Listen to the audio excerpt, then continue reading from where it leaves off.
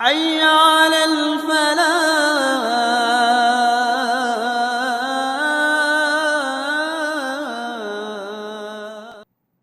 بسم اللہ الرحمن الرحیم۔ فرشتوں کے حوالے سے ہمیں کیا عقیدہ رکھنا چاہیے؟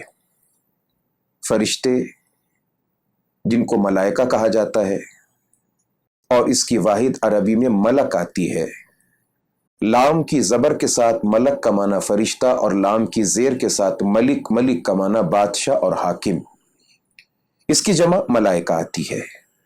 فرشتے کون ہیں؟ فرشتے اللہ کی ایک مخلوق ہیں، نور سے پیدا ہوئے ہیں اور ہماری نظروں سے غائب ہیں، نہ مرد ہیں نہ عورت، اللہ کی نافرمانی اور کوئی گناہ نہیں کرتے، جن کاموں پر اللہ نے انہیں مقرر فرما دیا ہے اسی میں لگے رہتے ہیں۔ فرشتوں کی تعداد کتنی ہے؟ فرشتوں کی گنتی اللہ کے سوا کوئی نہیں جانتا۔ ہاں، ہمیں صرف اتنا معلوم ہے کہ فرشتے بے شمار ہیں اور ان میں سے 4 فرشتے بہت مقرب اور مشہور ہیں۔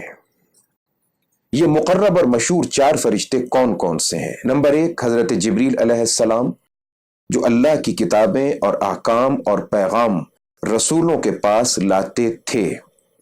دوسرے، حضرت اسرافیل علیہ السلام، جو قیامت کے دن سور پھونکیں گے۔ سور سے مراد ایک بگل اور باجا، وہ آواز لگے گی اور اس کے بعد دنیا پہ موت طاری ہوگی، دوبارہ سور پھونکا جائے گا، دنیا کو حیات ملے گی۔